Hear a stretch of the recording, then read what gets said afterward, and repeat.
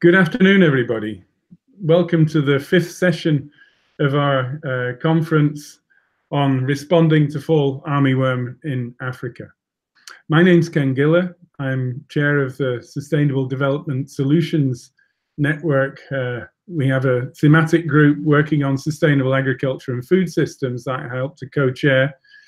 And with the wonderful assistance of Linda Velthausen, who's also on the call running this, we put together this conference for this week. I think it's been a great success so far. We've had a whole series of different talks from various different perspectives. We've tended to have something in the order of 100 people on the call during the day, and I think the first transmission we've already had something like 300 people following up afterwards. I think the great thing about this mode of communication is we're able to reach far into Africa, and some 70% of our participants are actually on the African continent. So today we've got a varied program. We have, first of all, 2 speakers and some discussion, and then after that we'll have a whole series of pitches from different people who've been working on different types of technologies to look at how to control fall armyworm. So our first speaker today is Ken Wilson from Lancaster University. So Ken's been working on armyworms, the other types of armyworms in Africa since 1989. Done lots of work looking at biological pesticides. And since the arrival of fall armyworm, Ken's been involved in many activities to try and manage this new invasive pest. So Ken Wilson's going to be talking to us for prospects on biopesticides in Africa for the control of fall armyworm. So over to you, Ken, and we look forward to hearing you. Okay, thank you. Let me just share my screen and put the presentation up.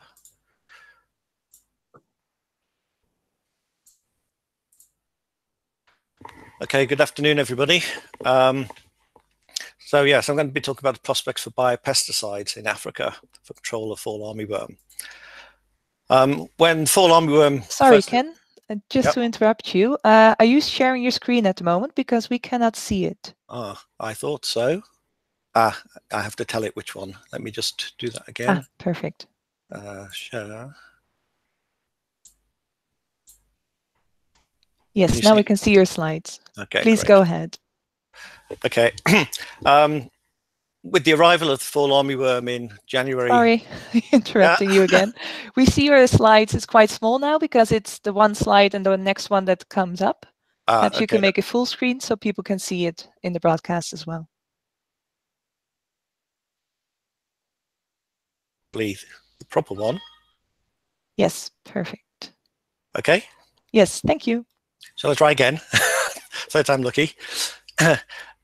Yeah, so with the arrival of the fall armyworm a little over 2 years ago, the immediate response of most governments, as you can see from some of the press cuttings on the left there, was to import and distribute large amounts of chemical pesticides. And this was a reasonable thing to do given the panic that the fall armyworm was causing at that point. The result was mixed success, although chemicals as a whole generally can be very effective and can produce rapid control of insect pests on crops.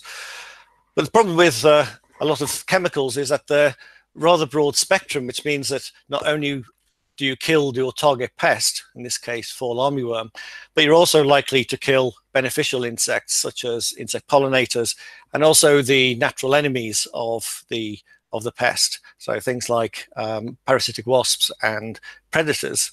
So most chemicals aren't particularly compatible with integrated pest management options, which I think most people agree is the preferred option for controlling most pests. The other impact of chemicals is that they can damage the environment. So if the pesticide gets from the crop into the watercourses, then that can negatively impact aquatic organisms, which are particularly sensitive to many of these chemicals. They can also impact on human health. Many of these things are toxic to humans. And most farmers in Africa, if they can afford pesticides, they probably can't afford the proper protective gear to stop them from being exposed to the pesticides. So here we have a farmer who's spraying toxic chemicals, but he's not wearing a face mask, he's not wearing gloves or coveralls to protect his skin. Another problem with the chemicals is that they remain as residues on the crop for a significant amount of time, and therefore farmers have to delay eating their crop or selling their crop until those residues have dissipated. And then finally, a key issue with chemical pesticides is that very often we'll see the evolution of resistance to these chemicals. So here we have some data from an old publication, 1991, on toxicity of insecticides applied topically to fall armyworm larvae. And you don't need to take in the details here, except to notice that even in 1991, there was strong evidence that fall armyworm were resistant to many of the chemicals commonly used. And you'll notice that some of the names on this list are also those of the pesticides that were being used to control fall armyworm in the initial response. So an alternative to that is to use biological pesticides.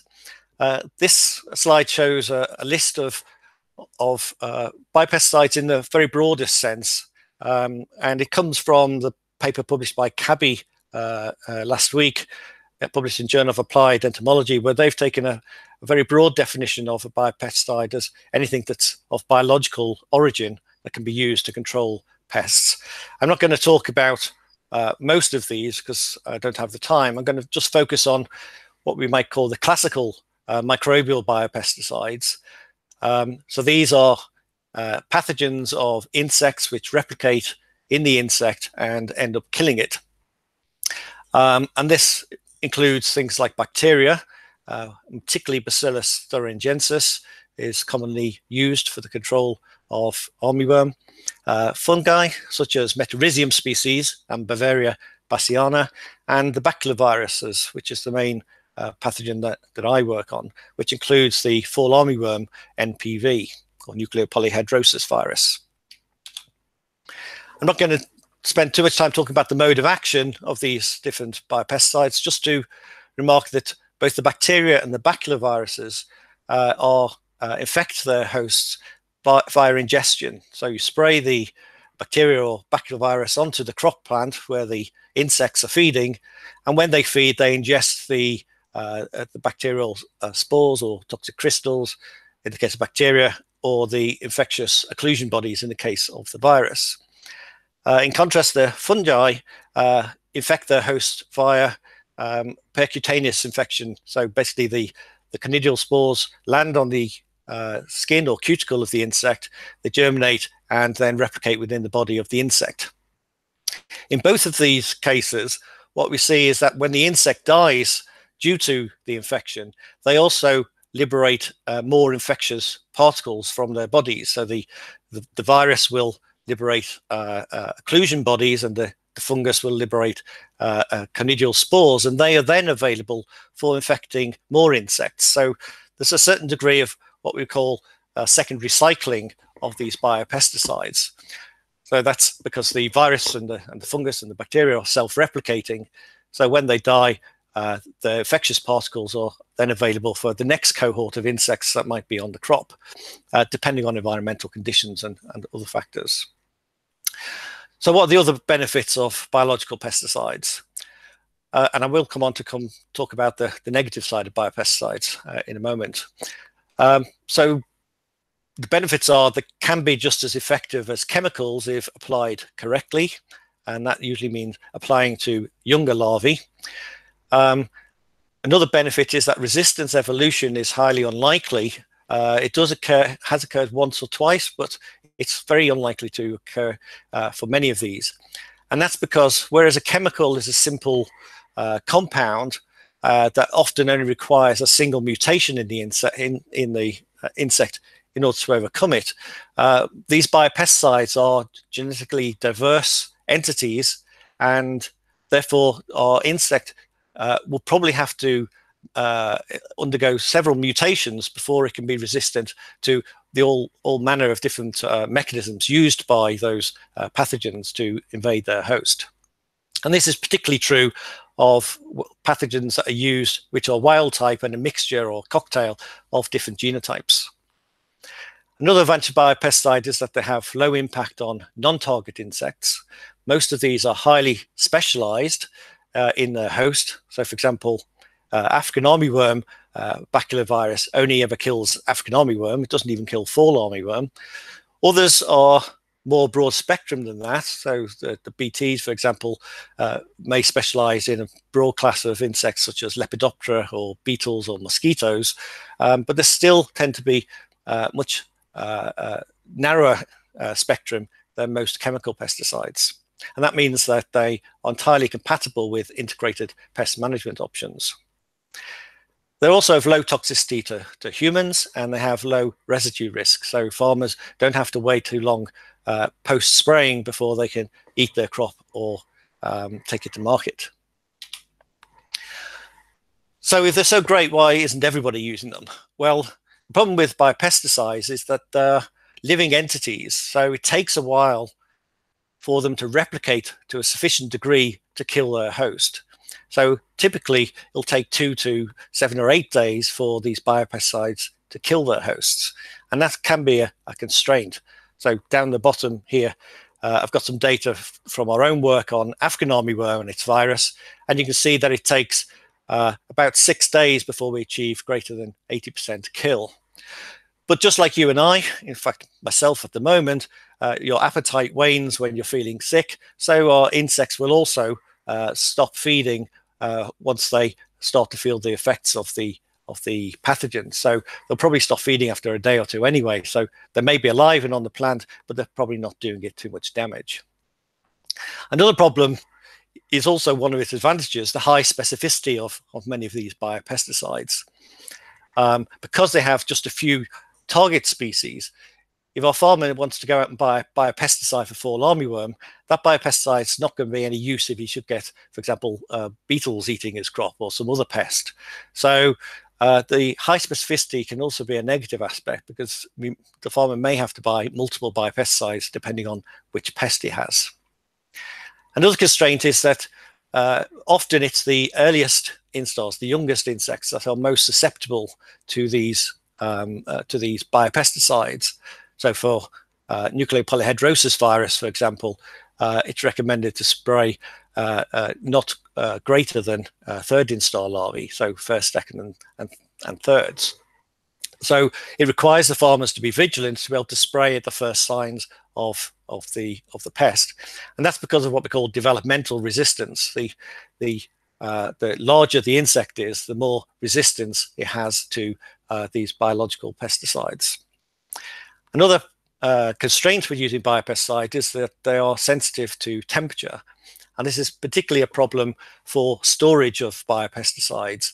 So, for example, at the agro suppliers in the villages or in small towns, they may not have access to freezers and refrigerators to keep these biopesticides cool. So if they have a freezer, then these things will store indefinitely. In a fridge, they may last a year or two.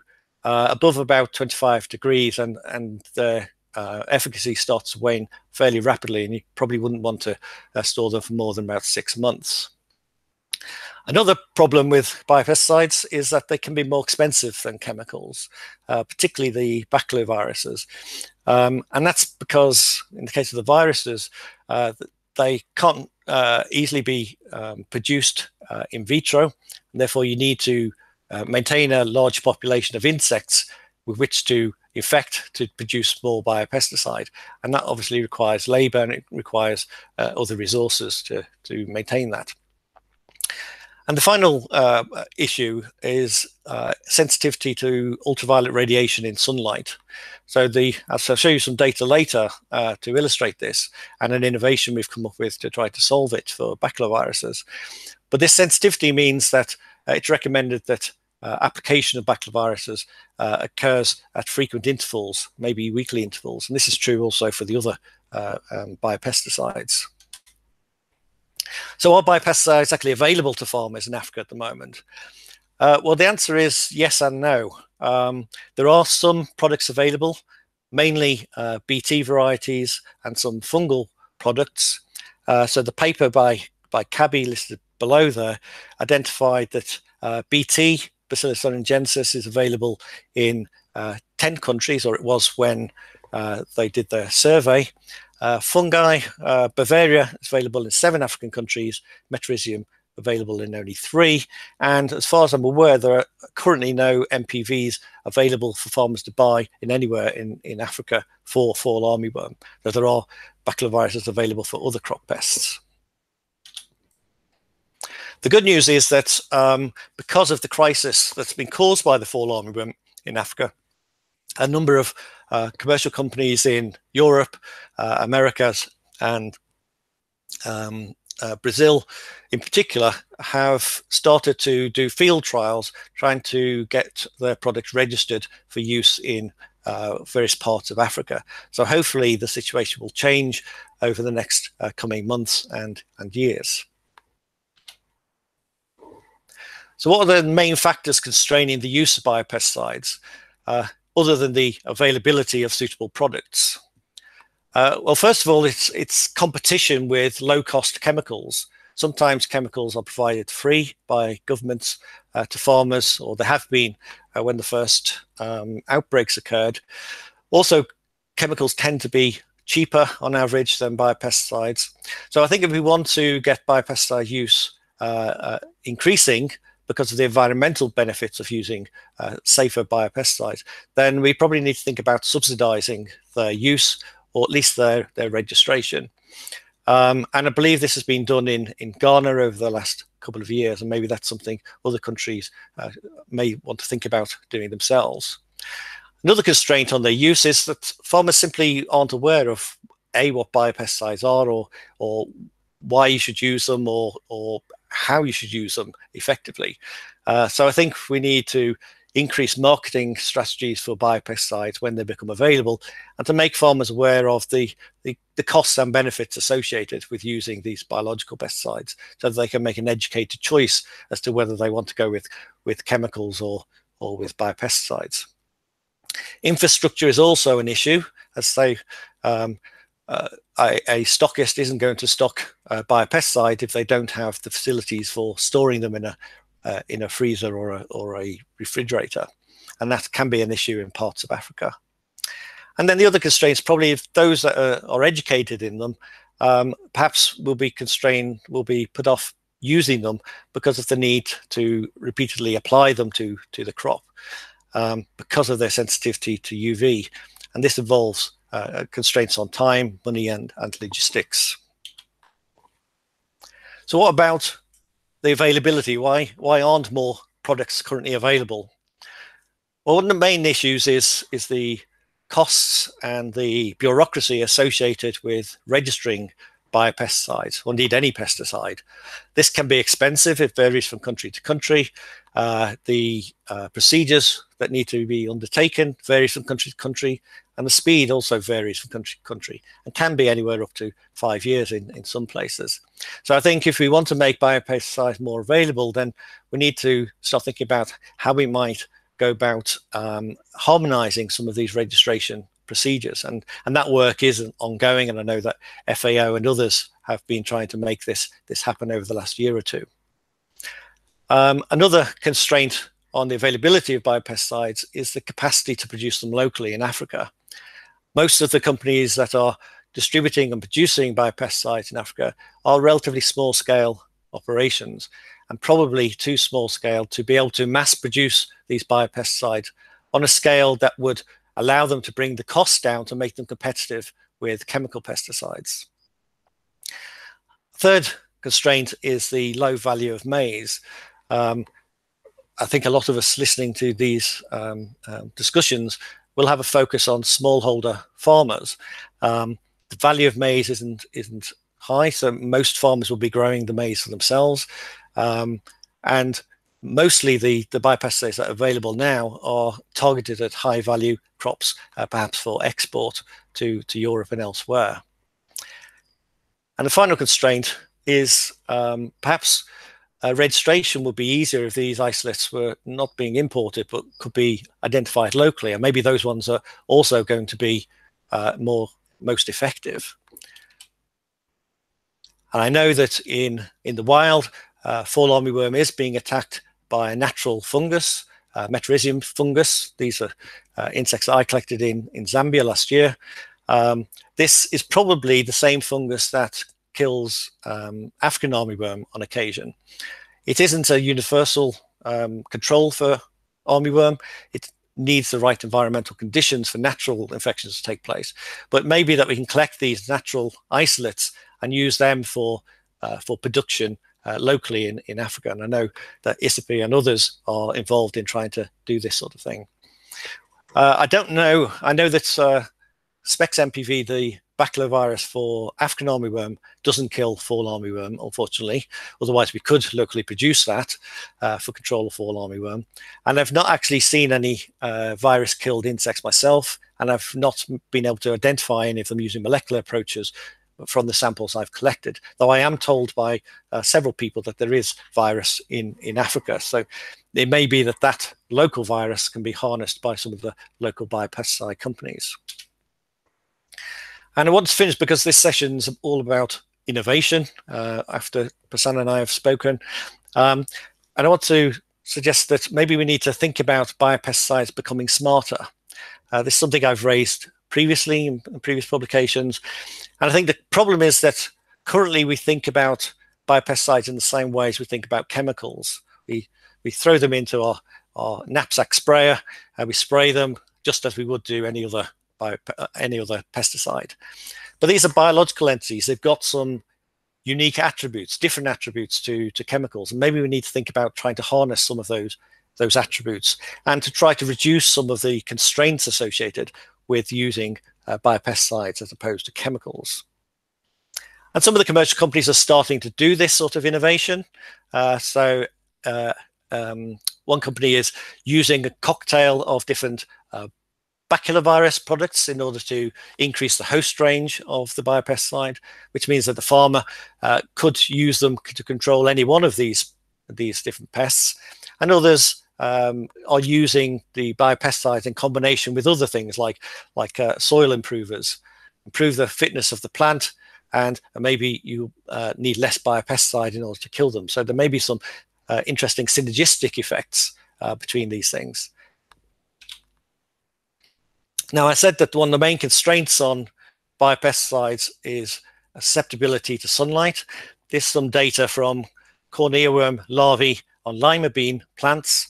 And you can see that whereas mortality of the insect starts off at 100%, after the virus has been exposed, this is the baculovirus against this insect, after 4 days exposure, the virus has become ineffective. And that's why respraying is required. So with collaborators in the UK, we've been looking to see if we can solve this problem, and we think we may have cracked it. And this is to encapsulate the virus in a wax that contains a UV blocker. So this then protects the virus when it's outside of the insect from the UV. And you can see here that's the Entostat encapsulated MPV. Is much more resistant to ultraviolet radiation than the non-encapsulated commercial standard. And these were bioassays we did in the laboratory under LED UV lights on both cabbage and tomato. And there's no reason why this wouldn't work, we think, for fall armyworm, for protecting baculoviruses against fall armyworm.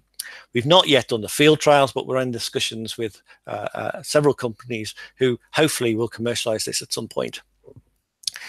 Another advantage of doing this encapsulation is that we can add other things to the wax that could make it smarter and improve its performance. And that includes additives that might increase the host range, so that, for example, as well as controlling fall armyworm and African armyworm, maybe it will also could be used to control stem borer. We can also add in things like phagostimulants to increase the attractiveness to the pest of the biopesticide. And this could in turn lead to reduced application rates.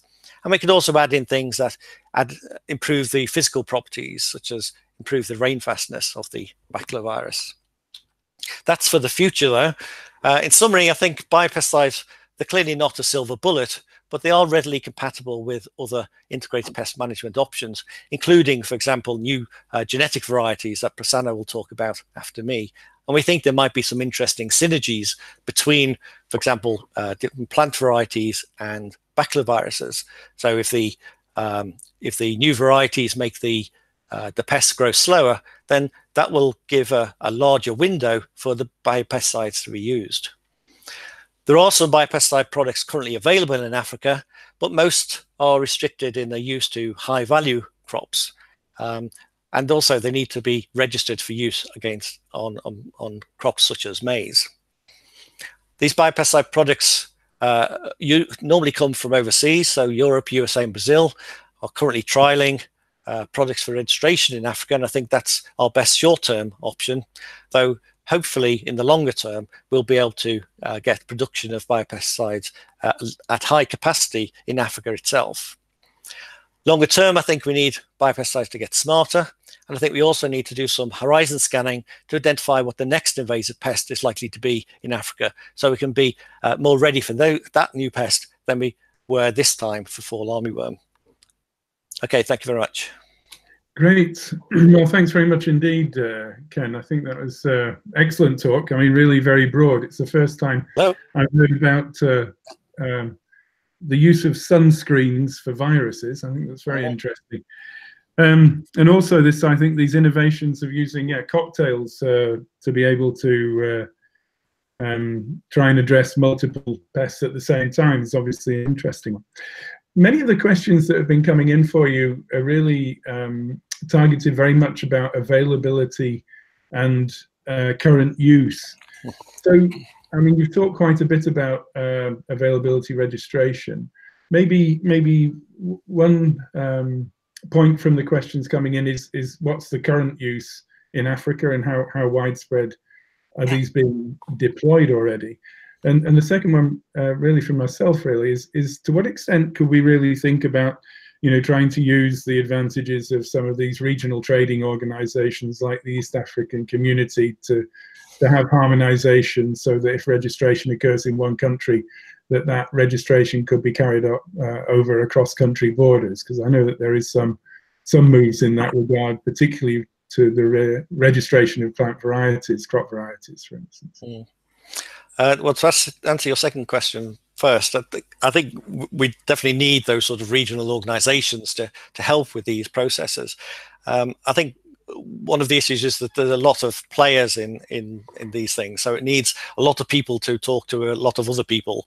And I think there also needs to be some demand from the bottom up. So we need to see farmers and NGOs and various other entities putting some pressure on farmers groups and farmers groups putting pressure on people in government and in these trading organizations to try to get these registration procedures harmonized. And I think this is potentially a good opportunity for doing that for future invasions as well. Regarding the first question, I've done some surveys of people that I know that's involved in this sort of thing, and the general consensus is that they're not being used at all very much. Maybe a bit in South Africa, a bit in Kenya, maybe in Ghana. I think it's due to availability and awareness, really. So if you're a farmer and you know that you've got a chemical pesticide that works, you're probably going to stick with that and probably not going to experiment unless you're an organic farmer or similar. Yeah. So other questions coming in now we mention it around registration. So what are the processes for biopesticides registration? And I guess this will differ from country to country. Yes, that's one of the problems, that it does vary from country to country. So I've heard about some countries where new products can get registered in a matter of weeks or a few months, whereas others it can take years. It depends on what mechanisms they have in place. Normally they'll require a dossier to testify that this thing actually works and that it's got no effects on non-target organisms, and generating those sorts of data. So often it require to be tested for toxicity against things like bees and for mammalian toxicity and for toxicity against aquatic organisms.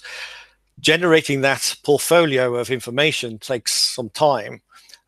Luckily, the big companies in Europe and in the Americas, they have that for their product in those regions, and so often that can be used as the first step to registration, combined with in-field trials. And those trials often, again, it varies from country to country, but sometimes they need to be done independently. Sometimes they need to be conducted at least 2 or 3 times in 2 or 3 different agroecology regions. So again, that can take time. So yeah, it's a big issue.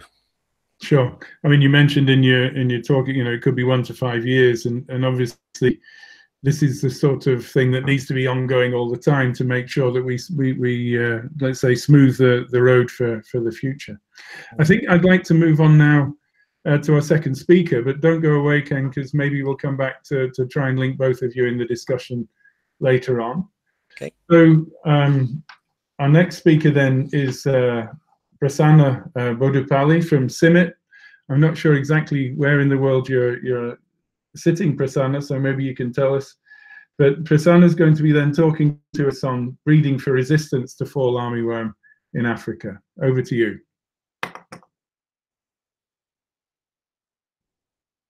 I think your mic's still muted, Prasanna.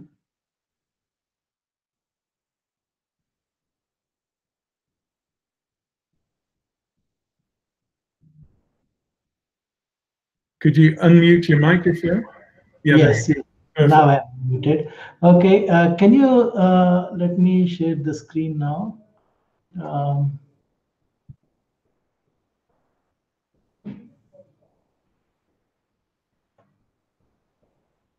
Perfect. Okay, can you see the screen? Looks good. Linda, we're good to go? Excellent. Yes, we're good to go. Please go ahead.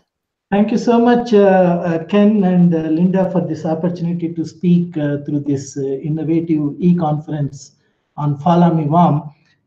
Ken has talked excellently about the importance of biopesticides in fall armyworm management. What I will be doing now is to talk about host plant resistance.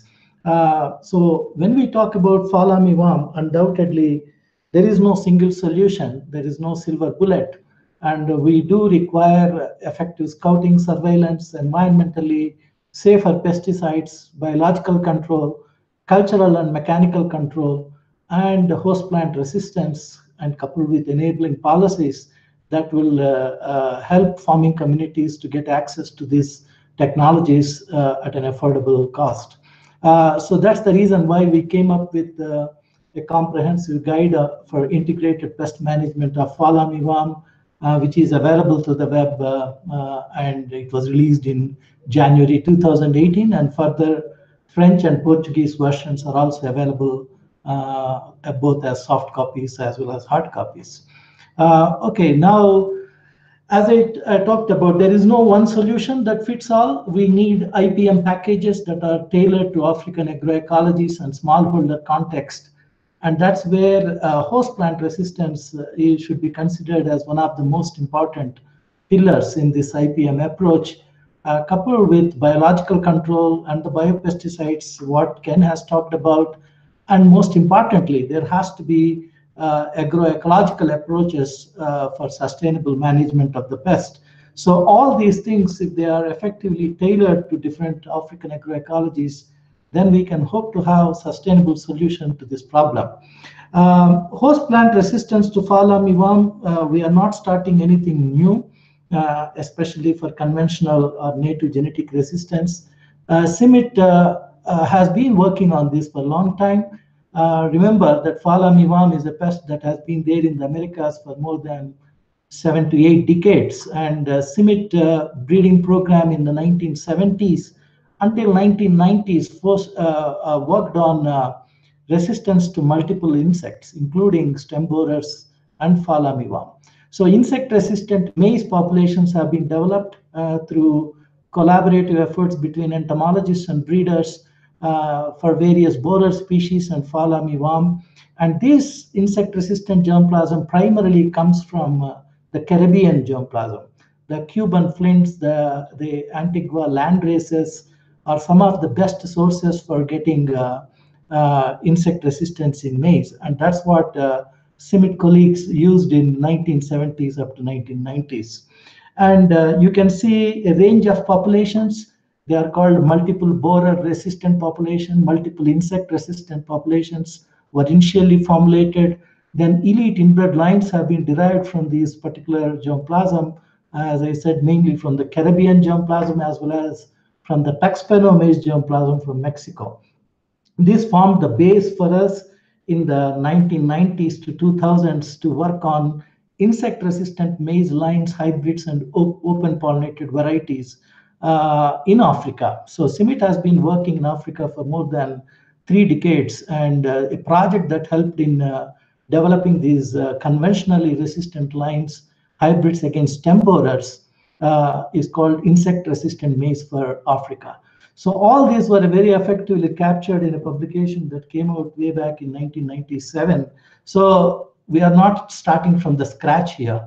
So fall armyworm resistance, therefore, is available in the native maize germplasm, but the tolerance is the primary type of resistance, whereas the antibiosis or non-preference are the primary modes of control coming from the Caribbean germplasm. So resistance, when we talk about conventional resistance, is polygenically controlled. That means it is conferred by multiple genes, and mostly it is partial resistance and primarily additive in gene action, and therefore much more durable than what we see in the transgenic approaches with single gene control. So this is important to notice. There is a significant difference in the modes of action between conventional resistance and transgenic resistance. So CIMMYT is, although the primary source of insect-resistant maize germplasm, there are universities in US, like for example, the University of Florida, or the USDA group at Mississippi, these institutions also developed excellent temperate maize inbred lines, conventional resistant maize inbred lines for insects as well as aflatoxin resistance. Embrapa maize also used the CIMMYT germplasm and developed some conventionally resistant materials to fall armyworm. So therefore, these are the various sources of native genetic resistance you can see. So what we have done is refined and optimized the mass rearing of the fall armyworm for screening a large set of germplasm accessions now in Africa. So since 2017 November, we generated almost 250,000 neonate larvae, which have been developed at KALRO, Kenya Agriculture and Livestock Research Organization, Katumani. And then CIMMYT colleagues together with KALRO, we use this neonate larvae and we are screening intensively germplasm under this artificial or in screen houses we call, and in KALRO Kiboko. Kiboko is our main maize experimental research station in Kenya. And a similar facility we are setting up in Harare, Zimbabwe, and these are all conventionally resistant conventional materials, breeding materials, screened under artificial infestation of fall armyworm. So there is absolutely no escape. Each and every plant is challenged by the insect. And but when we talk about screening germplasm, we have to remember that fall armyworm not only attacks the foliar tissues, but it also can cause significant damage to the ears. So screening each germplasm entry, we score not only for the foliar damage, but also for the ear damage after harvest. And this is done through a scale 1 to 9 scale devised by Davis, a US entomologist.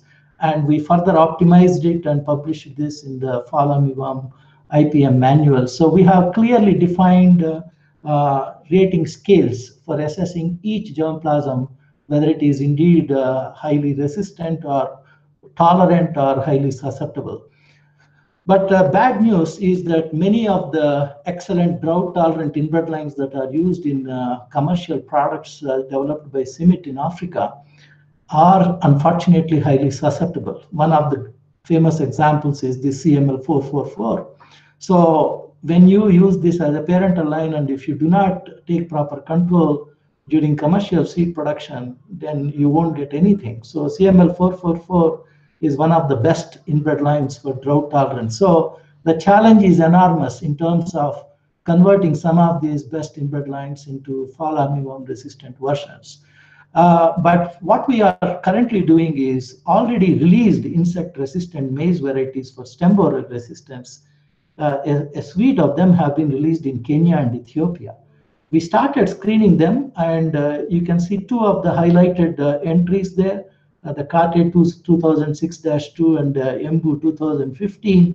These are not only stem borer resistant conventionally, but they are also offering excellent promise for fall armyworm tolerance. So therefore, there are some bright spots. So using these already released varieties, we can start scaling up and deploying them to the farming communities.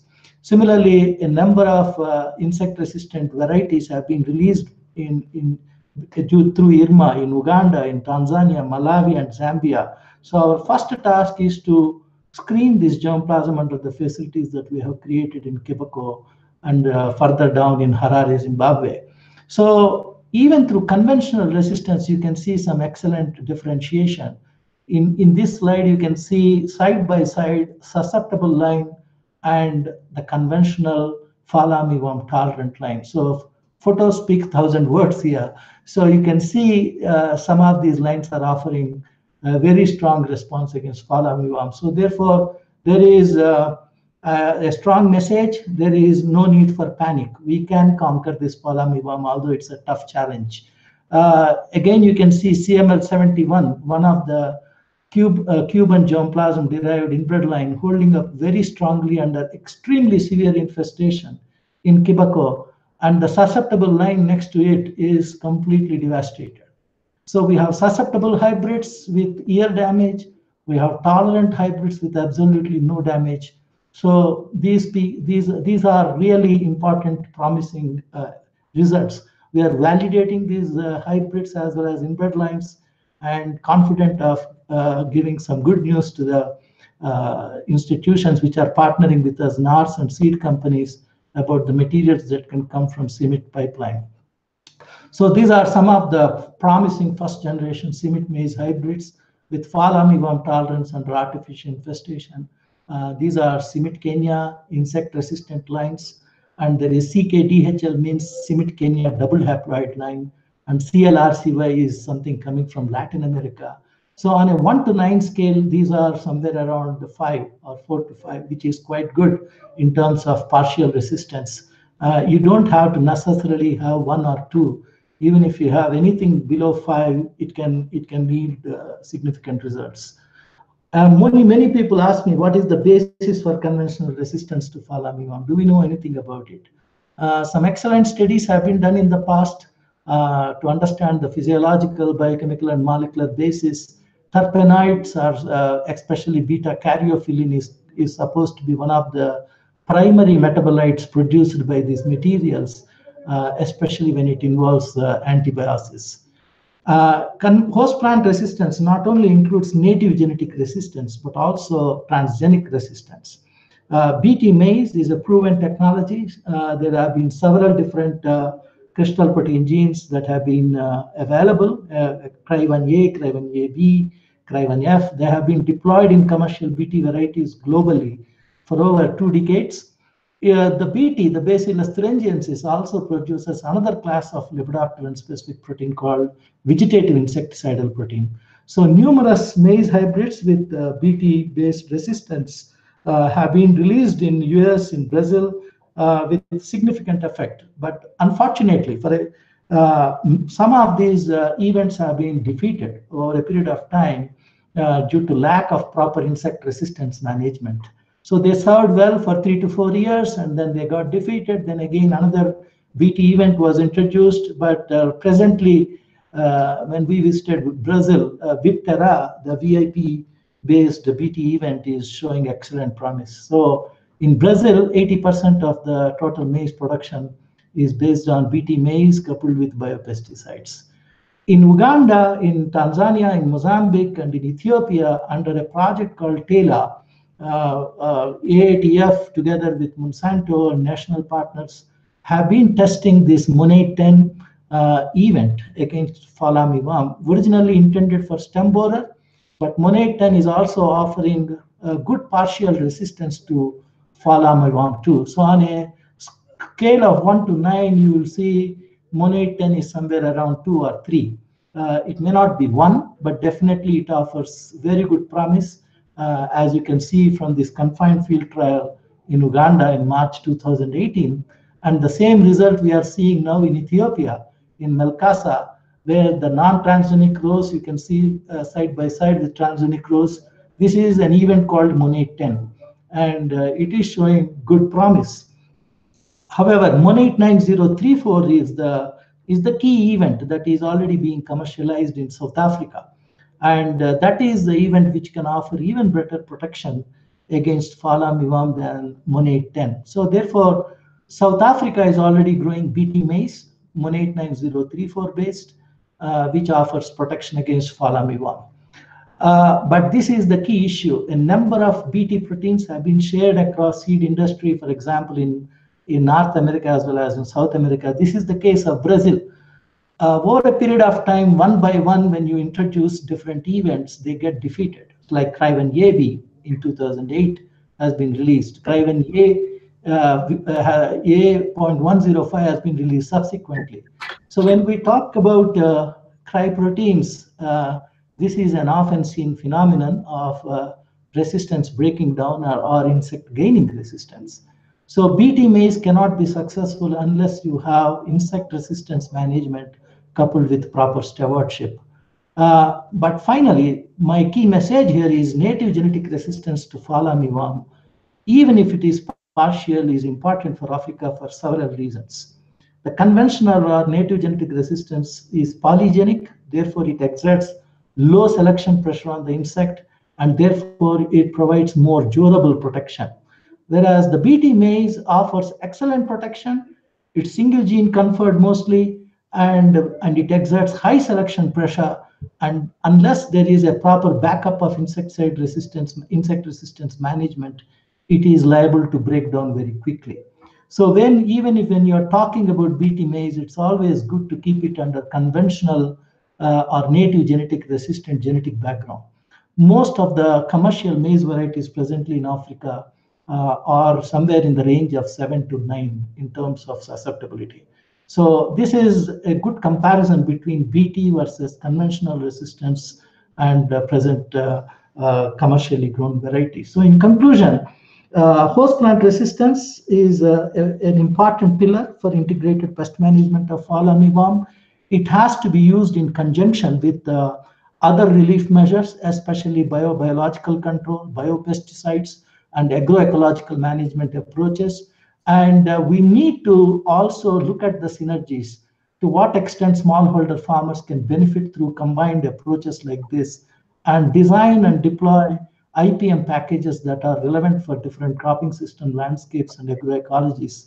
So the key next steps are to scale up and deploy this first generation fall armyworm tolerant varieties, as I already talked about, accelerate the breeding for improved Africa adapted varieties with native genetic resistance and other farmer preferred traits, and then over a period of 3 to 4 years, start deploying second generation better fall armyworm tolerant hybrids using technologies like double haploidy technology as well as markers. And as Ken already pointed out, we need to do a systematic analysis of compatibility and possible synergies between host plant resistance with other IPM-based approaches with regard to fall armyworm management in Africa. Thank you so much for this opportunity, and I would be happy to answer any questions. Thanks very much, Prasanna. Yeah, there you are again. I thought what was great is your comment, there's no need to panic, and that's a really important one. Although when we're looking at these breeding approaches, and I mean I was blown away actually by the amount of work that's been done already in Africa on fall armyworm. I think the response has been fantastic. But how long does it take you, though, to get these varieties into production? Because, I mean, it's still, I think that's going to be the question, and it is actually one of the questions coming in. You know, how do you actually get these out, get them deployed? Yeah. So I think that the first thing we have to do when we develop varieties or go out public with announcement of available hybrids or OPVs for resistance, we always take up one discovery phase experiment and one validation experiment. And unless I am satisfied that two seasons or 2 years of data is consistently providing good responses, we cannot go to the national trials. So that's why our approach is already released varieties, what varieties are suitable or not suitable. And if there is something very prominent with regard to resistance or partial resistance, we need not have to reinvent the wheel. Then we can introduce it into Uganda or Kenya or Malawi or Zambia. Wherever the variety is already released, we can simply scale up and deploy, because these are all completely CIMMYT-derived varieties. But as we move forward, therefore, I will take. I think we will have something around some new varieties announced somewhere around 1 to 1.5 years maximum. So this will be indeed a short-term strategy to immediately deploy available hybrids. But then, as we move forward, we have to reach out to other countries where such varieties have not yet been registered or released. Then that may take a medium-term strategy between 3 to 4 years. So definitely within less than 2 years, we will have solutions for IRMA countries where already insect-resistant varieties have been deployed. I thought what was great, I mean, in your talk and also in Ken Wilson's talk before, as I was writing down questions, you kept answering them in the slide that came next. So that was really good. And I was wanting particularly to try and link your talks with the discussion around BT, but in a sense, I think you've already covered that. So there's a question from Mr. Singh, who's asking, has anybody encountered local farmer varieties which are demonstrating resistance in Africa? Yeah, we have checked that in different countries where local varieties are grown in Africa. None of them offer significant protection. Okay. So that is for sure. So we hear from folklore, but then we go and check there, and we see the rating could be somewhere around 6 to 7. Yeah. So it's not definitely less than 5. And as the rating goes higher and higher, the yield losses would be very significant. So if it is something like a scale of 7 out of 9, that means there will be at least 80% yield loss. So we need to come down to at least 30-40% yield loss. There's nothing like if you are talking about conventional resistance, it cannot be 0% yield loss. If it is even 25-30% yield loss, if you augment that with the biopesticide or biological control, then you can have much better yield protection. So that's, yeah. There's a question from a Godfrey Apangu, who's actually asking whether there are any commercial varieties available in Uganda. It's a specific question, which is resistance to fall armyworm. Not yet. Not yet. Okay. Another one here from Sabrina Nafisa. She's saying, if drought-tolerant varieties are susceptible, what's the impact when you have GM maize varieties, which are BT and drought tolerant, which are being trialed in the VEMA project? That's a rather specific one. You obviously know about these projects. Yeah.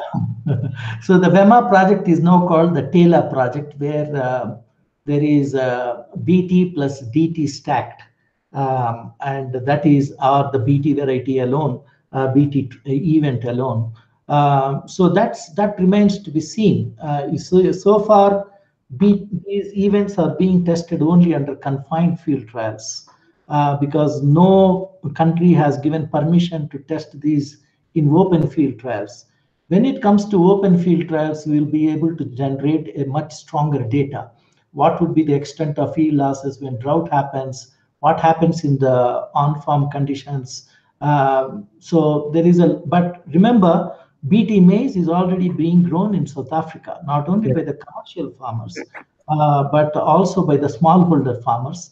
And there are some very good reports recently on the extent of benefit of these BT maize when there is stem borer. And now we have to see the data on Fall Armyworm, what kind of economic impact it could have on the smallholder farmers. So, but the commercial farmers definitely are benefiting a lot more at present. But smallholder farmers can certainly benefit too. I appreciated very much as well your comments that breeding on its own isn't enough, that you've got to have it integrated with these other different levels of management. So you link back to Ken Wilson's talk. You were talking also about the linking to more landscape approaches, and I think that's something that's been coming back from all of our speakers, is basically saying we need these multi-pronged approaches. I think that's really strong. But I wanted to link back particularly to a talk that we had on the first day from your colleague Fred Baudron, who's been working in Zimbabwe doing these field-based assessments. And what really struck many of us, I think, was he was talking about incidents there in the field of very strong sort of 60 to 70% damage on the leaves and the like, but then actually that translating through into yield losses, if I remember rightly, something between 8 and 12%. Mm-hmm. I mean, obviously, this is a very important question. So I will also answer. Pierre Sylvie is also asking a question: is there any historical result that shows that resistance was never overheld by Lepidoptera with time? Yes, as I already mentioned, BT maize in several events in Brazil and US have been defeated by Lepidopteran pests like Fall Armyworm over time, over each event holding sometimes 3 years, sometimes 5 years, sometimes 6 years. But that possibility is more when we release single gene events. When we release a stacked event of a cry plus vegetative insecticidal protein, then the opportunity for the pest to overcome this would be much lesser. So pyramiding or stacking is very important even when you talk about transgenics. And as I said, conventional resistance is even far better, even if it offers partial resistance, because as I said, this is polygenic, multiple gene control. So durability is much better than single gene resistance. Okay, there are several reference data. Somebody is asking about BT maize in South Africa. There are at least 3 publications that came up on the impact of BT maize on subsistence farmers in South Africa. So I can share with you if you are interested. You can send me a mail on b.m.prasanna@cgir.org. So coming to Ken's question on the on the foliar damage compensation by maize. Yes, it is true that there are some experiments carried out earlier in Latin America and US. When hailstorm hits, the insurance agencies wanted to understand to what extent maize can compensate the foliar damage caused by hailstorm. So a similar analogy can also be applied to Fall Armyworm. But to a certain extent, yes, crops like maize can recover from foliar damage caused by hailstorm or by insect pests. But this is to be understood at different levels. Not all varieties would be same. Not all contexts would be same.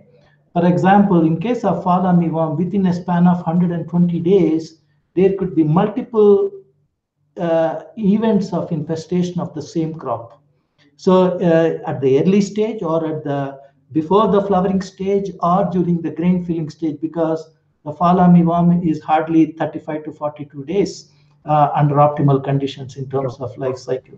So that is one complication. The second complication is at a during the early whorl stage, if there is a lot of foliar damage and leaf area gets reduced significantly, then the compensation could be much lesser compared to at the mid-growth stage. So therefore, it depends upon what stage such a kind of an event has happened, or whether it is happening repeatedly, and what kind of variety are you growing? Are you growing a hybrid? Are you growing a poor variety, a local variety with very low fertilization in the soil? So all these are very important factors. I think that's really useful. I think what I was trying to do was to reconcile these observations of widespread damage with the fact that certainly in Tanzania, Uganda, with a very good season in the last season, we've actually seen a bumper crop, and prices of maize crashing due to, you know, potentially being the market being flooded with maize, and the observations, if you like, of the damage in the field compared to the season's production were hard to reconcile. I'd like to just ask maybe Ken Wilson if he could unmute and come back on, and maybe just ask you both to reflect on this question just very briefly, because then I think we need to move on, about the integration of different approaches. And I wonder whether, Ken, whether you had any points that you'd like to reflect on after Prasanna's talk. Well, I would like to ask whether on these partially resistant varieties, whether they are slowing the development of the larvae, or are they developing at the same rate, just pupating earlier or at a smaller size, perhaps? I think that this is a very important question. There are, of course, multiple modes of action. In some cases, there is antibiosis. In some cases, there is just non-preference. So different germplasm entries have different modes of action. But these are some important questions that we need to analyze, Ken, in the African context. This is certainly a researchable area. What kind of partially resistant variety or germplasm is able to offer protection in what specific way, and how does it be compatible with the other approaches like biopesticides or biological control approaches. So this is a lot of work that still needs to be done. That's why we formed what we call as this Fall Armyworm Research for Development International Consortium, and more than 35 organizations are now enrolled members of this consortium, and we'll be having this conference in Addis Ababa in a few days from now, 29th to 31st, where the consortium members as well as a broader area of stakeholders are going to meet.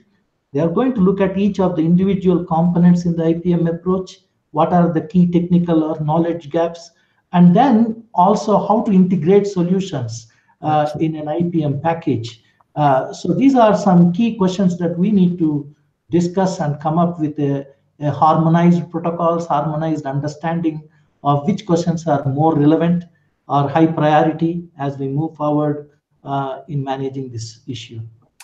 Prasanna, thanks very much for that, and thanks to Ken Wilson as well. I hope that you realize we have now, I think, around 500 people signed up for this conference, and I think it'd be very important that we get the major findings from your meeting in Addis Ababa next week that we can feed back to this very broad community. I think, as you know, within this Sustainable Development Solutions Network, we see our role really just as one of a facilitator, and we're not the experts, and so it's great to be able to connect you all. Yeah. So the aim for today then, with thanks to Ken and Prasanna, then is we're going to be looking at Fall Armyworm innovations. And there was a recent competition run by Nesta on, and we've got a number of their technical award finalists. But just before we go on to that, we're going to have a pitch from Prasanna Obeng on various different approaches combining artificial intelligence, GIS, etc., on detection and management. So, Linda, can we get Prasanna Obeng on the line? Well, it's actually Priscilla Obeng. Oh, sorry. There was just a late change of speakers there. Oh, late change of speaker. That's why I'm mixing two names. Okay. Yeah. Priscilla. So, Priscilla, do you want to join us now? Hello. Hi, yes, we can hear you, Priscilla. You can share your screen now and your presentation if you want. Can you see my screen? Not yet.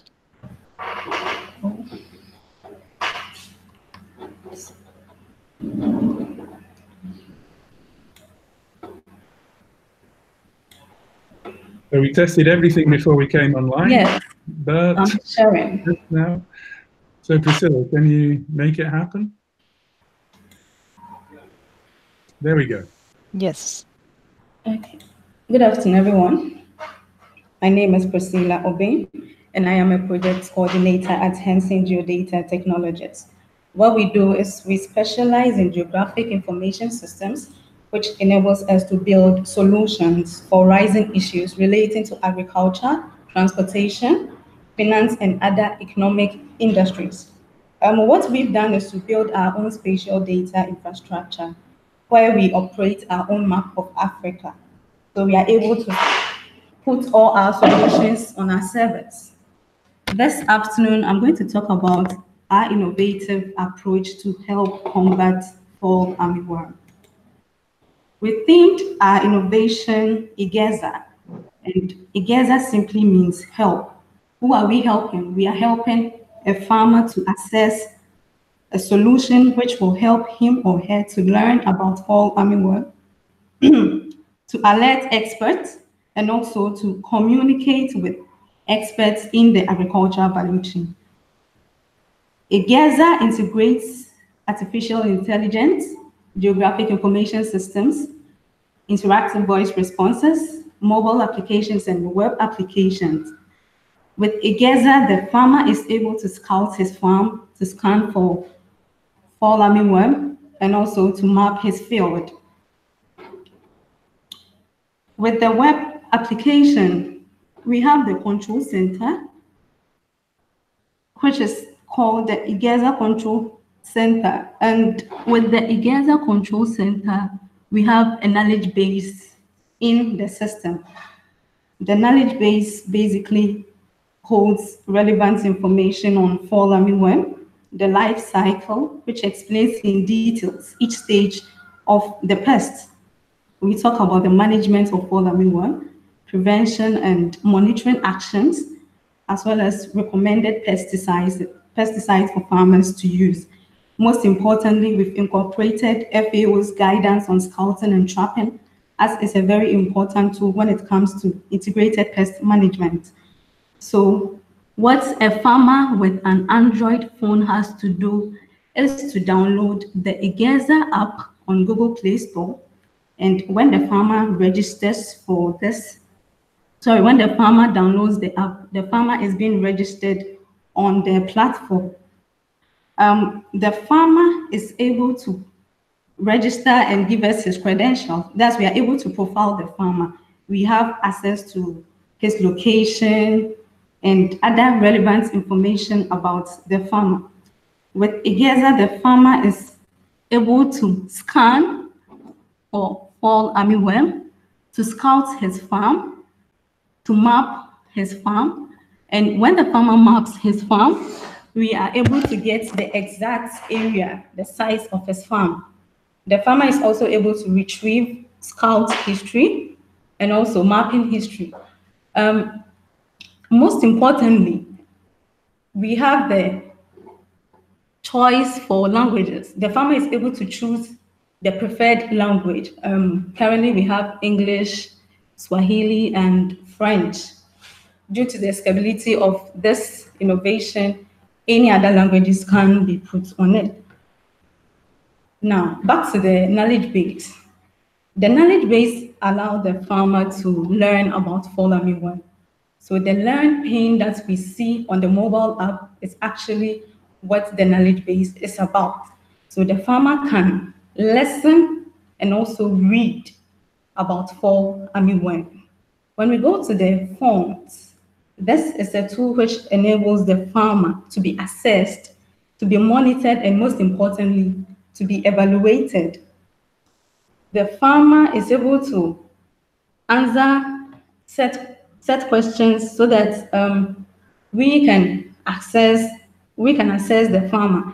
On our community pane, the farmer is connected with all the other value chain actors. We are talking about experts, entomologists, pathologists, agronomists, agro input dealers, and any other value chain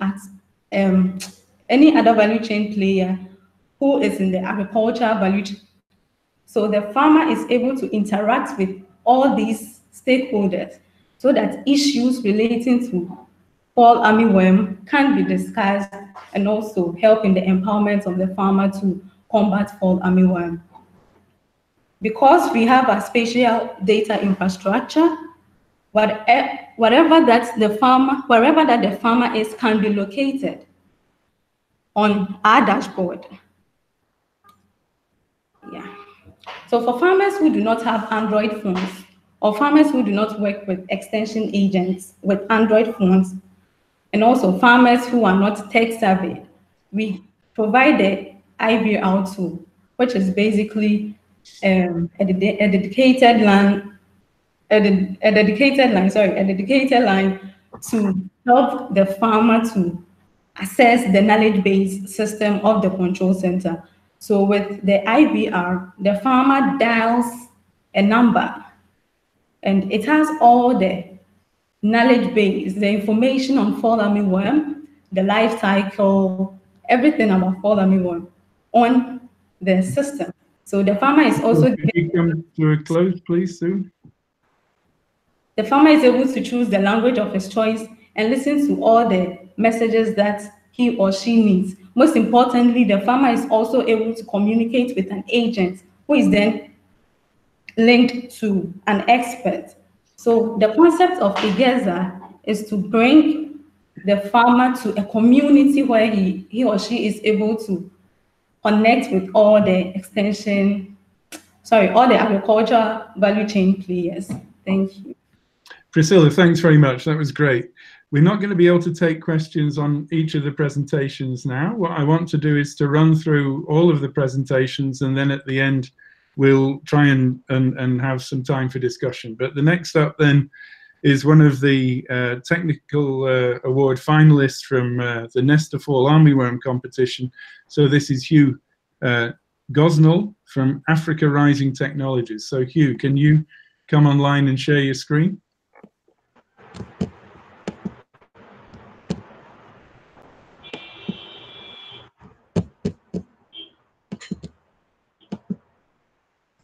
Good afternoon, everyone. Can you see the screen? Yeah, that's great. Go ahead, please. Okay, thanks very much. Okay, the problem that we have set out to address is the fact that there are millions of small-scale farmers in Southern Africa who rely on maize as a staple food crop for their families.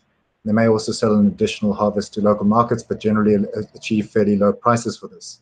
They generally don't have access to credit or ready cash available for agricultural inputs. And the Fall Armyworm is currently affecting their crops quite severely, and they're currently prepared in how to manage it.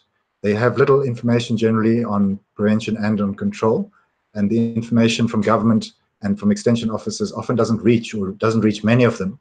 And we found as well that there are quite a number of extension officers who are not yet capacitated to be able to assist the small-scale farmers. In addition, some of the management practices that are around are not suitable for small-scale farmers, in particularly agrochemicals, and there are much higher risks on a number of things which have been dealt with in this conference, both in terms of the cost benefit as well in terms of health risks. So our solution provides a flexible, responsive solution able to adapt rapidly to a changing situation with new information on prevention and control, and to provide context-specific information to small-scale farmers. We target the majority of small-scale farmers who have access only to a basic feature phone, and so our solution is based on an SMS platform. Through the service, we collect information about the farmer's current situation and their past experience, both the impact and how they managed the Fall Armyworm before. And we then identify at which stage in the crop cycle they are and provide them information about measures either to prevent or to control the infestation based on their current situation. Our greatest emphasis is on, for farmers who have already planted, is around regular scouting. And we provide information about how to do this, and then we get them to submit the results and give them further information based on those results. We emphasize a lot the issue about picking and crushing the eggs and larvae, and let them know that every time they do that, each egg mass is about 200 future caterpillars that they're able to kill. We then collect the information from all the farmers that we have and analyze it and share it with various stakeholders, such as the Department of Agriculture, extension officers, and of course then we put the information back into the system and update what we give back to farmers, even about where the pest currently is active. We then also try and look regularly at information guidelines that have been published and update our information service on a regular basis. So we try and make it flexible and adaptive. One of the benefits that we've actually found is that we've seen a number of farmers, when they use the service, they actually get together as a group, and a number of people are there texting through one device, and then that obviously results in people discussing it, and even the possibility for farmers coordinating collective action in the way that they implement it, or even helping each other in how they implement the solutions. So we've developed and tested it, and we've now translated it into 4 South African languages and also into Luganda. We're busy at the moment developing a chatbot so that we'll be able to automate the answering of questions and the provision of more detailed information and guidelines both over phone or SMS, and for those that do have smartphones, on other platforms such as WeChat or Telegram. We are looking to partner with other people in terms of expanding the service in South Africa and across the region, and are also looking at working with partners who would help us to fund the expansion.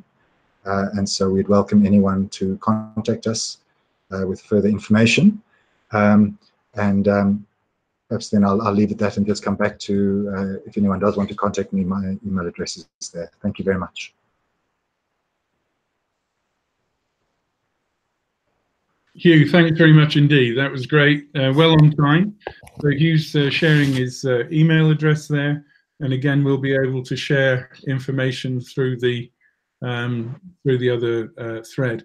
So I want to move straight on then to Ellen Galdeva, UDefeatFAW Armyworm. Ellen. Thank you, Ken. Can you hear me well? Yeah, I can hear you fine. Yeah, great. Up there. Great. Thank you, Ken, Linda, and all the speakers. Good afternoon and good morning to some of us. My name is Ellen Galdeva, and I'm representing UDefeatFAW team from FHI 360.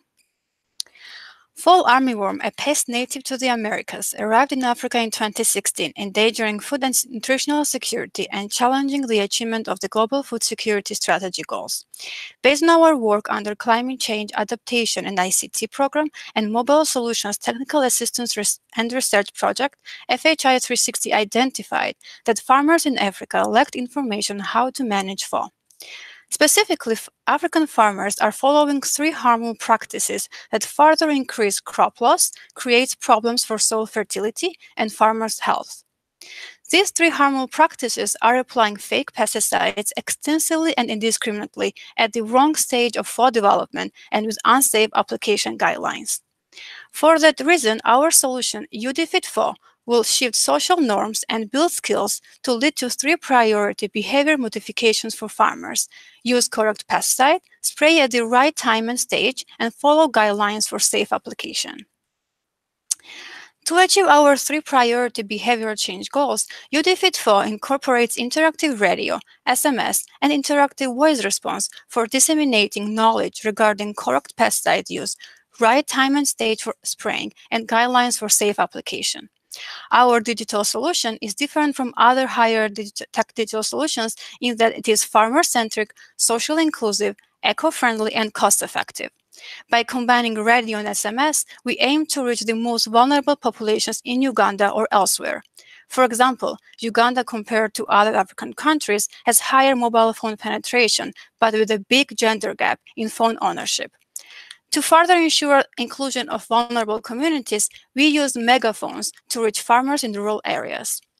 By using UDefeatFAW, smallholder farmers in Uganda and globally will be able to use real-time, latest scientific and local evidence to effectively manage fall armyworm. To ensure that our solution was user-centered, FHI piloted UDefeatFAW for 1 month in Luvero district in Uganda. During the pilot, we developed content, hosted 3 radio talk shows, and sent out more than 130,000 SMS to smallholder farmers in Luvero district. As part of the pilot, we also established partnerships with local government and local agro businesses to test our business model, which relies on public-private partnership through sponsorships and advertising fees from private companies.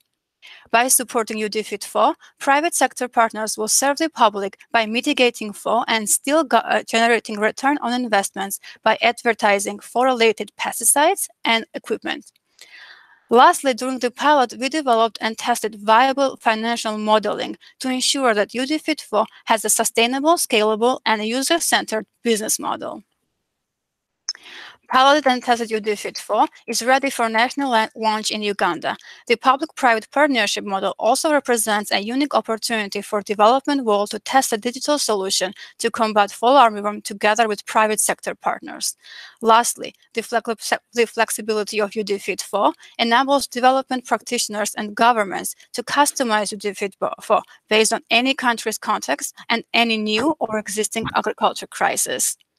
Thank you so much for this opportunity to present, and I'm open to any questions and eager to participate in the discussion later on. Great, thanks very much indeed, Ellen. We're going to move on, like I said, to make sure that we can include everybody. So, mute your microphone. Thank you. And we're over now then to Mahad Kateregga from Buuza Agripoll, Smart Survey. So, Mahad, can you unmute and come online? Hello. Hi. Hi, we can hear you. Your screen? Okay, I'm sharing my screen. Can we get Mahad up there, Linda? Yeah, so Mahad, you said you're sharing your screen, but we can't see it yet. Okay. So did you press the button on the left, the second one with in the green?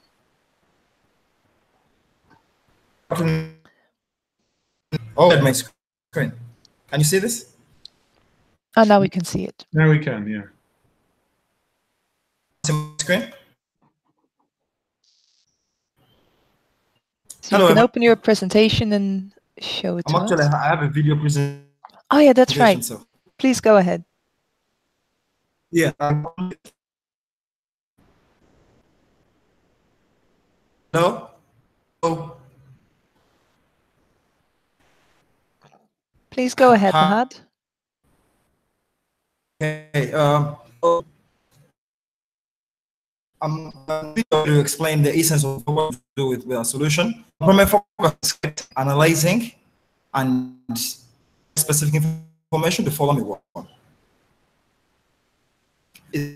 Is that in many in Africa there is lack of information on fall armyworm because existing systems are manual, are prone to loss, speeds, and yet the fall armyworm requires that information and about assessment of the problems in the different areas.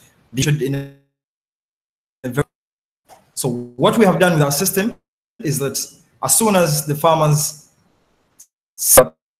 maybe fall armyworm, if they have a smartphone to respond to smartphone, respond using SM, they can call. And at the point they'll be given from the data available. So that ideally is the content is trying to get farmers that are very remote and they don't have access to or maybe they can't read English.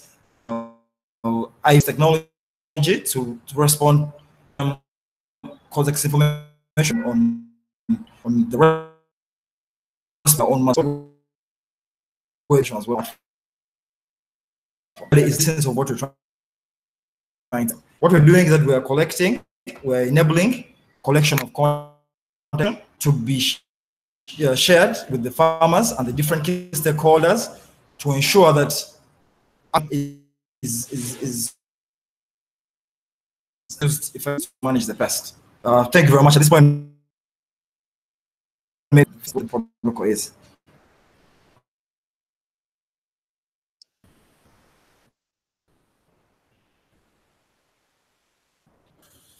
So, sorry, Mahad, are you done?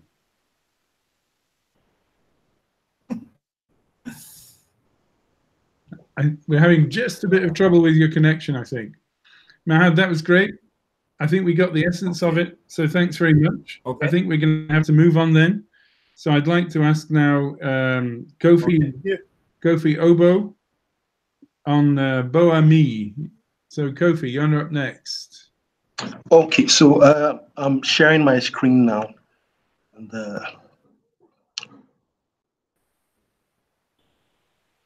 yeah, I'm wondering if you can see my screen. Not yet. Not yet. Well, okay. I thought I shared it.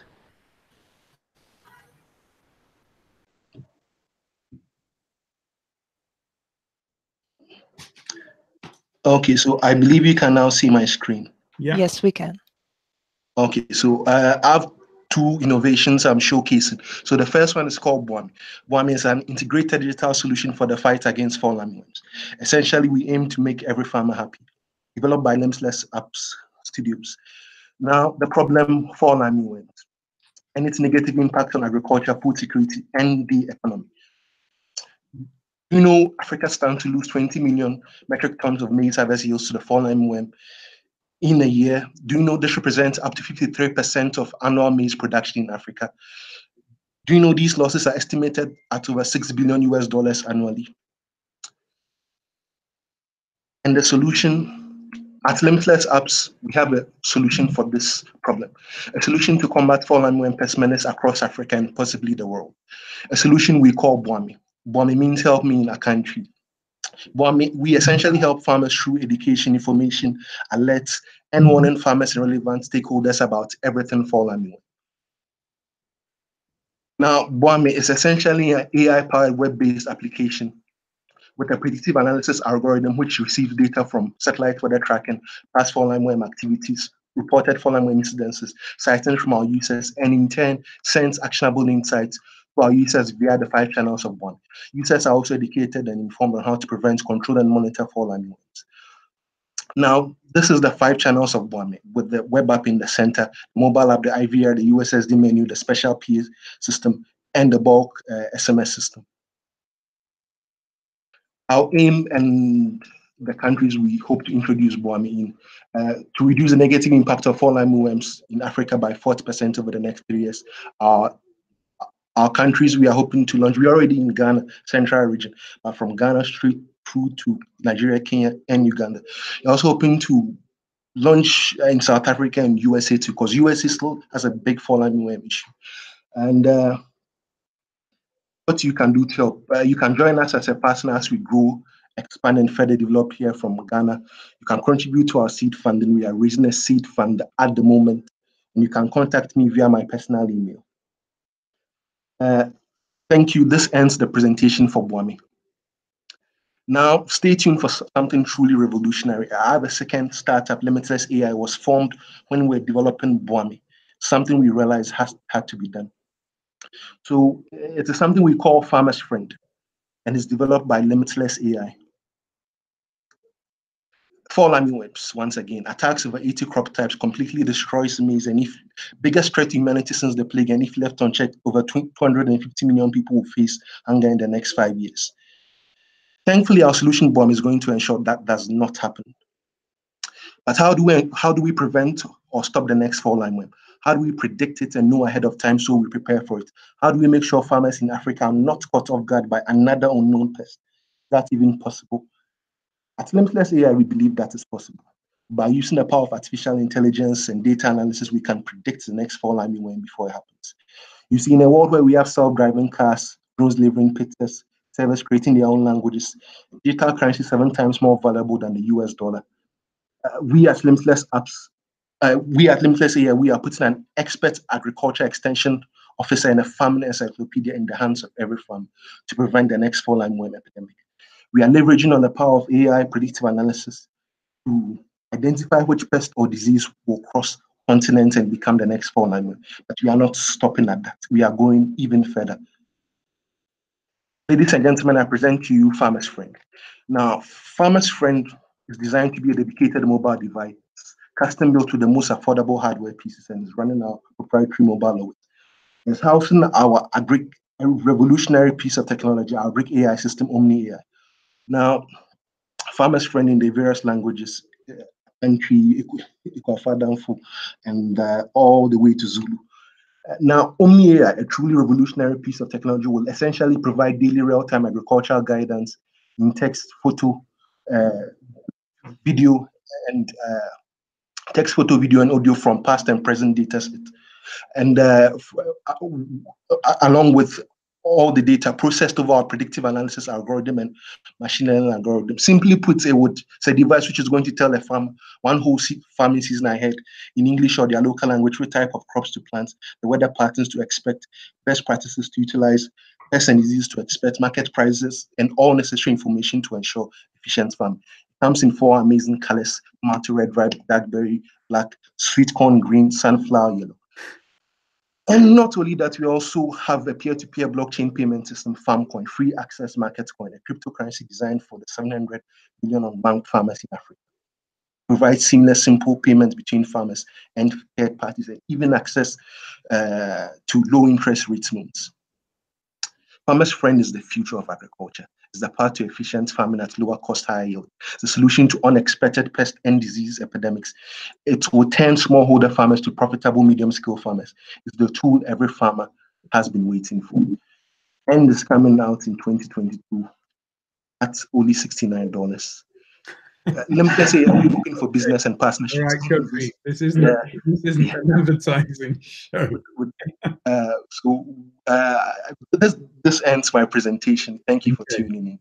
Thanks very much, and thanks very much for the enthusiasm there. I mean, obviously, we'll be waiting for 2022 to see your new application. I'd like to move straight on, though, to the last of our pitchers today, and that's Natalie Brown with MyAgro. So, Natalie, can you unmute and come online? Maybe tell us where you're calling in from. Yep, I'm here. I'm calling in from Senegal. Great. So if you can share your screen, yeah, there we go. If you can put your presentation up, we're ready to roll. Okay.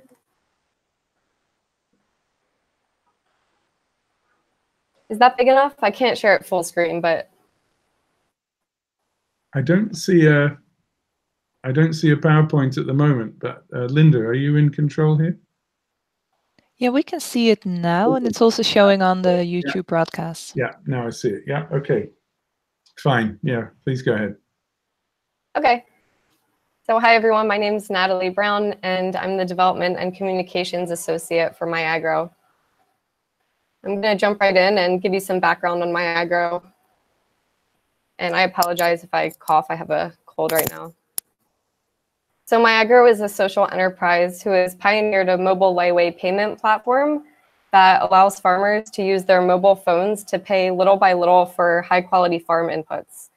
And using MyAgro's mobile layaway system, their high-quality inputs, along with agricultural trainings, our farmers increase their harvests, and the farmers increase their harvest by 50 to 100% per hectare.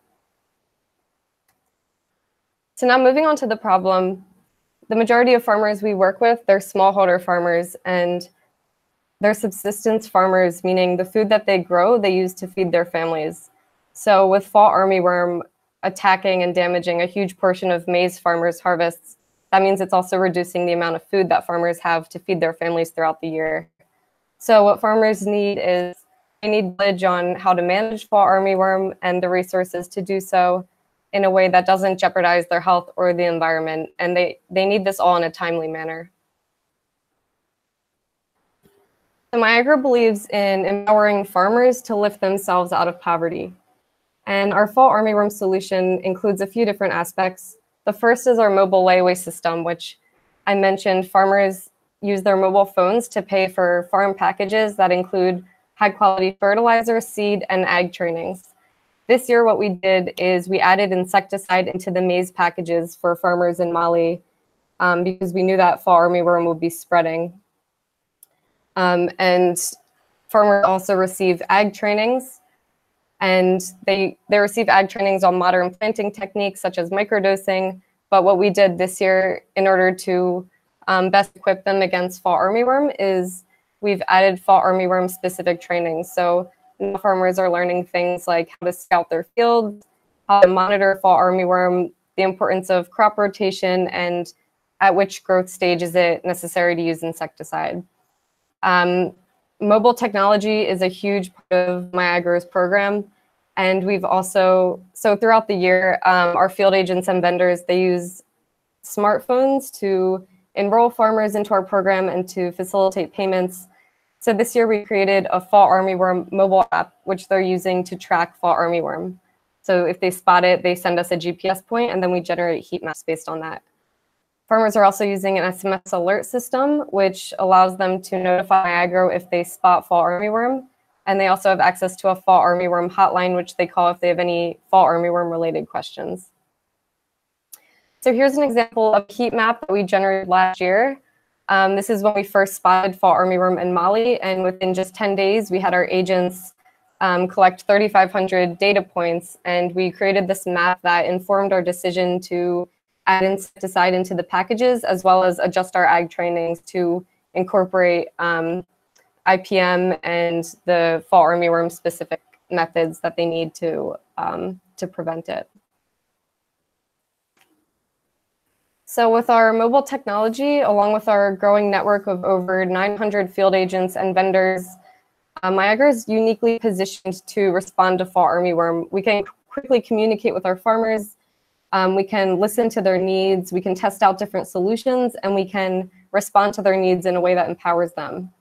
As we've heard before, fall armyworm, we shouldn't necessarily look at it as unique because different pests can come up at any time. So we just need to be best prepared to respond to them. And MyAgro has the infrastructure in place to do that. This year, we worked with 45,000 farmers in Mali and Senegal, and we're expanding to Tanzania this year. And over 2,000 of those are maize farmers in Mali who are using our fall armyworm solution. Here's an example of one of our farmers. His name's Modibo, and he's been a MyAgro farmer and vendor in Mali since 2014. And he says, before MyAgro, our village suffered from food security, but now we no longer have that problem. And Modibo, after increasing his harvest with MyAgro, he was able to increase his package size from 0.5 hectare to 1 hectare of maize. And he says, I really appreciate the ag trainings I've received with MyAgro. So with MyAgro, farmers like Modibo are increasing their harvests and growing more food for their families, and we can't let fall armyworm stop them. Thank you. Perfect. Sorry, I was just unmuting. Well, great, and great to see that you've got such broad coverage.